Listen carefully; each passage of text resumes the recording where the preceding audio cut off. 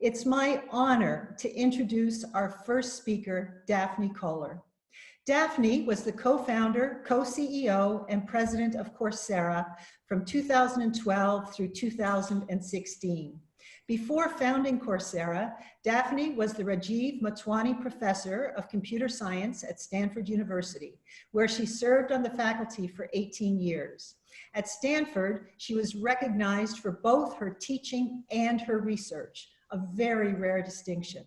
For her teaching, Daphne was awarded the Stanford Medal for Excellence in Fostering Undergraduate Research and was a Bass University Fellow in Undergraduate Education. She's authored more than 200 refereed publications about her research, appearing in journals such as Science, Cell, and Nature Genetics. Daphne is a fellow of the MacArthur Foundation, the American Academy of Arts and Sciences, and the International Society of Computational Biology. Currently, Daphne is CEO and founder of Insitro, a company using machine learning and high-throughput biology to transform drug discovery. Please welcome Daphne Koller. Thank you very much, Betty, and thank you all for joining us in this very first virtual Coursera conference. I think the fact that we're holding this event virtually is a sign that we're in the midst of a cataclysmic event that I believe will change history in profound ways. Arguably, the last equally cataclysmic event was World War II, which ended 75 years ago this year. And as a note, today is actually the International Holocaust Remembrance Day, which highlights the many people who died during the Holocaust, which was part of World War II. We very much hope that, at least in the context of the number of people dying, we will be able to contain the coronavirus epidemic before it kills as many people as World War II did. But I believe that the societal changes that will result in terms of how people work and who works and how people learn and who learns will probably be as profound as a consequence of the coronavirus as they were as a consequence of World War II. The changes that we're starting to see emerging from the coronavirus pandemic are bringing to the forefront both of the threads from which Coursera historically emanated at Stanford, starting around a decade ago. The two driving forces that led to the creation of Coursera way back then was, first of all, quality, improving on-campus teaching. I personally made my way into Coursera from some of the teaching initiatives that I was involved in at Stanford, and was struck by the fact that mostly we were still teaching on campus in the exact same way that we had been for at least a century, if not more. Especially in the large lecture classroom, this was the instructor on a stage delivering the same lecture often that they had delivered the year before and the year before that, lecturing at a bunch of somewhat sleepy students sitting on their laptops, browsing Facebook, with minimal interaction by typically a small group of students, always the same ones sitting in the first two rows. We used to quip with a little bit of chagrin that distance learning really begins in the third row. So the goal of what I was trying to do back then was to think, why are we taking that precious classroom time and just standing there delivering content? Why, now that we have all these digital tools, can't we take that content, put that online, and allow the instructor in that precious classroom time to meaningfully engage with the students? Without realizing this, I had reinvented what is now called the flipped classroom model. I wasn't the first to invent it, but at least it was a good idea. So even if I invented it for not the first time, at least it wasn't a bad one. The second impetus for the creation of Coursera was access, and the realization that there are so many people around the world who are probably every bit as good as those privileged few students who are enrolled in our academic institutions. And many of those could benefit tremendously, maybe even more so than our own students, by access to a quality education that would open that for them, the door to opportunities that they would never otherwise have, whether it's a better job or just more fulfillment in their lives. So the thinking was, if we are able to take Stanford courses and put them online in a high quality delivery format, why not make that content available to the broader universe and have more people benefit from this? So as we formed Coursera around 2011, 2012, the access trajectory, which was so beguiling, quickly took over much of our thinking. The social imperative of creating an amazing learning experience to so many learners and having a single instructor teach not a few dozen or even a few hundred, but tens of thousands or even hundreds of thousands of learners was hard to ignore. It was compelling for us, it was compelling for our instructors, and it was compelling for our university partners. And that led to a focus on creating great online learning experience. The goal that was the other part of the original mission, which was improving on-campus instruction, kind of sputtered along. Some institutions used flipped classroom teaching with Coursera content, but it didn't see huge widespread adoption, especially through the first years of Coursera. And I think people were just used to teaching in the same way as they had before, and they didn't see any reason to make a big shift. And honestly, they were probably right. The students at our institutions are really smart and self-motivated, and by and large, they were doing pretty well with the old system. So if it ain't broken, don't fix it. Well, that's all about to change. Coronavirus changed all that. We cannot now, and probably won't for months, if not much longer, teach in the same way that we used to.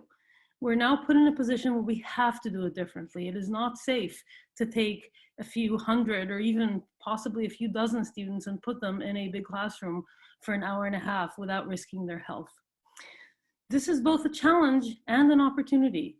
And to my mind, this is an opportunity to think again on how we can optimize the time that we have with our students, now perhaps in an online setting, and how much of that time that we have with our students do we want to spend delivering that same lecture again? And is that really better to do that on Zoom than to have a high quality pre-recorded video?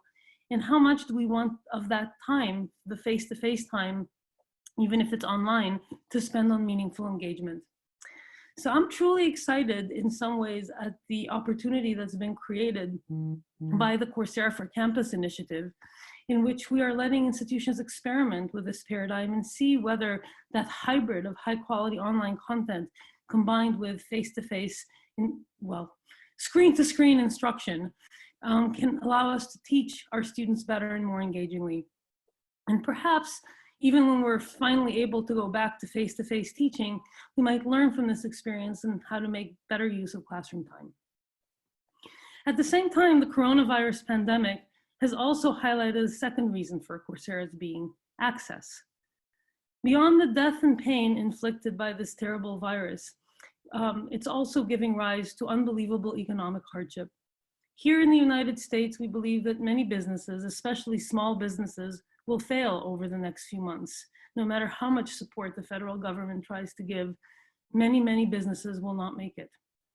Many workers who are now employed in the gig economy will not be able to make a living, and they will end up living on unemployment. In fact, even now, unemployment rates at the very beginning of this pandemic and the resulting economic crisis are currently in the high teens and are estimated to exceed 20%, highs that have not been seen since the Great Recession. And this is in the United States, which is one of the wealthiest countries around the world. The toll will probably be even worse in countries that are not as well endowed and not as capable of dealing either with the pandemic and its health consequences or with the resulting economic crisis. The only way where we can return so many people to work, we hope, is to provide them with the tools and skills they need to be successful in today's world, not in yesterday's world. We need to be able to deliver very quickly skills that align with in-demand jobs in areas such as business, technology, data, and healthcare. And hopefully, as we deliver better and better and fresher content, people will be able to develop the skills that they need and find new jobs that can make them economically successful. Learners are recognizing that.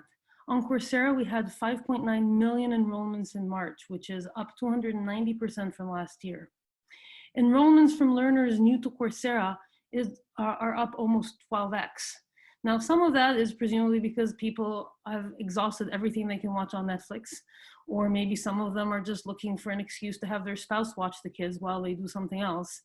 But regardless of the reason, much of that demand is from people who are genuinely looking for some hope and the path forward from once this crisis ends.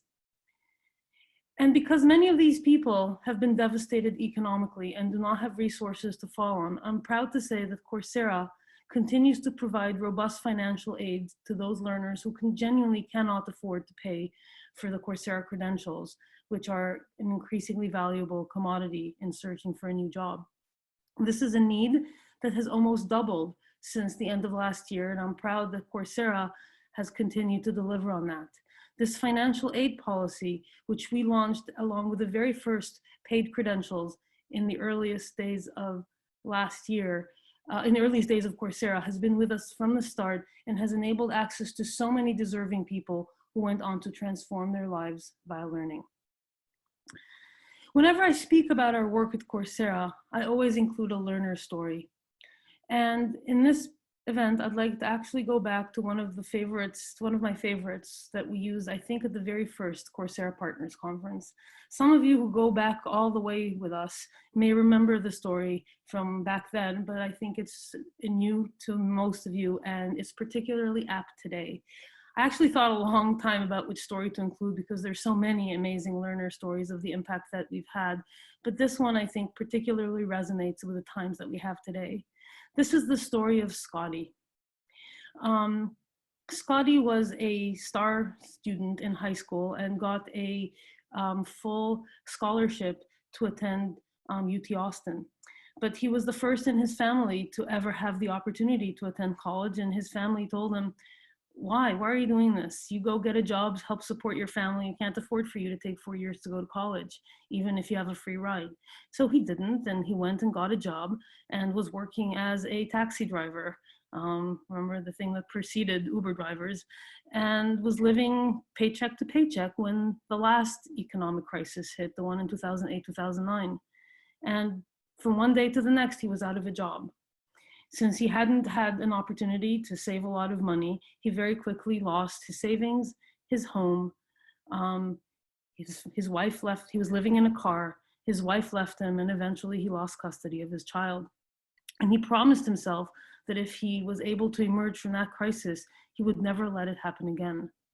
Eventually, he got a job as a horse groomer and remembered that promise that he'd made to himself, and looked around online for some resources that would allow him to get back to school, because he hadn't been in school for probably over a decade and didn't quite know how to even study anymore.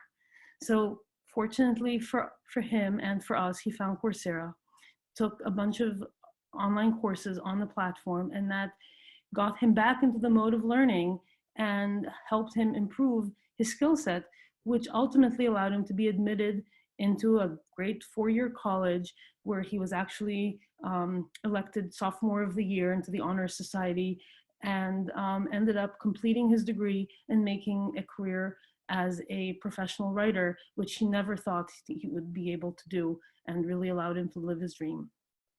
The last financial crisis created a good number of Scottys. This crisis will probably create many, many more.